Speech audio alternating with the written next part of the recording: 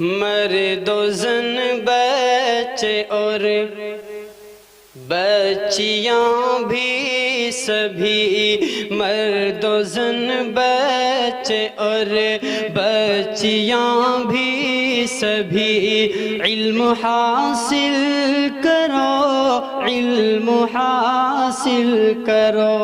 جی بہت اچھے، سبحان اللہ۔ مرد و زن بچے اور بچیاں بھی سبھی، علم حاصل کرو، علم حاصل کرو۔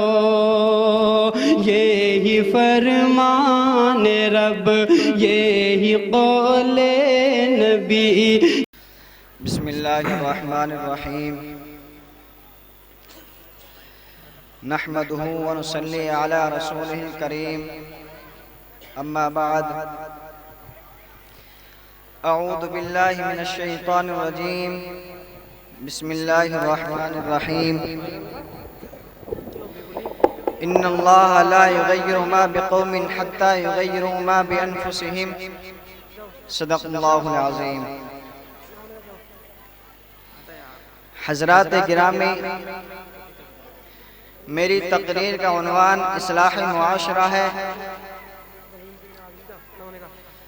جب کسی جگہ کے مسلمان نماز پڑھ سکتے ہوں پھر بھی نہ پڑھے، روزہ رکھ سکتے ہوں پھر بھی نہ رکھے، زکوٰۃ دے سکتے ہوں پھر بھی نہ دے، جب کسی جگہ کے مسلمان حرام کاموں سے بچ سکتے ہوں پھر بھی نہ بچے، جب کسی جگہ کے مسلمان نبی کریم صلی اللہ علیہ وسلم کی سنت پر عمل کر سکتے ہو پھر بھی نہ کرے، تو اللہ تعالیٰ کی جانب سے ایسے حالات آ جاتے ہیں، ایسے خطرناک فیصلے برآمد ہوتے ہیں، وہ یہ کہ جب تم آزادی کے دور میں میرے دین پر عمل کر سکتے تھے پھر تم نے عمل نہیں کیا، تو میں ایسے حالات لے کر آؤں گا کہ تم عمل کرنا بھی چاہو گے تو عمل نہیں کر پاؤ گے۔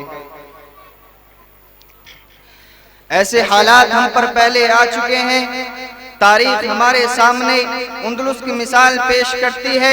اندلس میں 800 سال تک مسلمانوں کی حکومت رہی، اور بعد میں جب خرابیاں شروع ہو گئی تو وہ حالات آ گئے کہ وہ قرآن پڑھنا چاہے تو نہیں پڑھ سکتے تھے، اپنی عورتوں کی عصمتیں بچانا چاہے تو نہیں بچا سکتے تھے، بلکہ ان کی جان بھی باقی نہ رہی تھی، اور وہاں کے مسلمان یا تو مارے گئے یا عیسائی ہو گئے یا فرار ہو گئے، اور اس طرح سے 800 سال کا مسلم ملک جو اذانوں اور مسجدوں سے آباد تھا وہ کفرستان بن گیا۔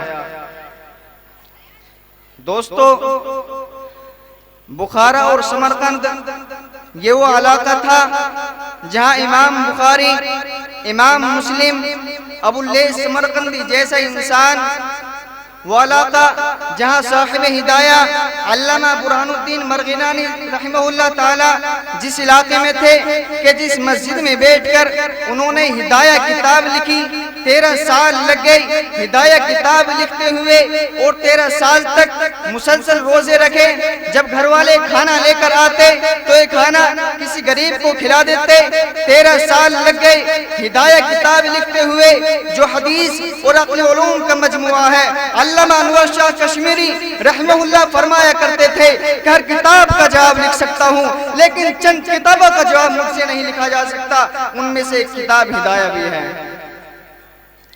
جس مسجد میں صاحب ہدایہ نے کتاب لکھی تھی اس مسجد میں شراب خانہ چلتا ہے۔ غرض یہ کہ جب بخارا اور سمرقند جیسے علاقوں میں یہ حالات آ گئے کہ وہاں قرآن پڑھ نہیں سکتے، نماز پڑھ نہیں سکتے، اللہ رب العزت کی طاقت اگر غضبناک ہو جائے تو ان علاقوں میں بھی وہ حالات آ سکتے ہیں جہاں مسلمانوں کو موقع ہے کہ وہ اپنے دین پر چلے پھر بھی نہ چل رہے ہوں، اس غلط فہمی میں نہ رہے کہ ہم پر وہ حالات نہیں آ سکتے۔ چنانچہ کشمیر کی پچھلی تاریخ میں جو سکھوں کا دور تھا، ایک زمانہ ایسے آیا تھا کہ مسجدوں میں تالے لگا دیے گئے تھے۔ مسجدوں میں نماز پڑھنے اگر کوئی شخص آتا تو اس کے جسم سے سب لوگوں کے سامنے کھال اتاری جاتی تھی تاکہ دوسرے لوگ نماز نہ پڑھ سکے۔ سری نگر کی جامع مسجد میں گھوڑے باندھے گئے تھے، مسجدوں کو مسمار کر دیا گیا تھا، اذانوں پر پابندی لگا دی گئی تھی۔ لوگ دین پر عمل کرنا چاہتے تھے لیکن عمل نہیں کر سکتے تھے۔ جب لوگ اپنے دین کی ناقدری کرنے لگتے ہیں تو اللہ تعالیٰ کی جانب سے ایسے حالات آ جاتے ہیں۔ برما کی مثال ہمارے سامنے موجود ہے، جہاں کی مسجدیں ختم، جہاں کے مدرسے ختم، جہاں علماء کو کھڑا کر کے سوئیاں مار مار کر شہید کیا جاتا ہے، جہاں ماؤں کے پیٹ کو ذبح کر کے ان کے بچوں کو ذبح کر دیتے ہیں۔ آپ دور نہ جائیے بلکہ اپنے اسی ہندوستان پر نظر دوڑائیے۔ گجرات میں لوگوں کے ساتھ کیا کیا گیا، متھرا میں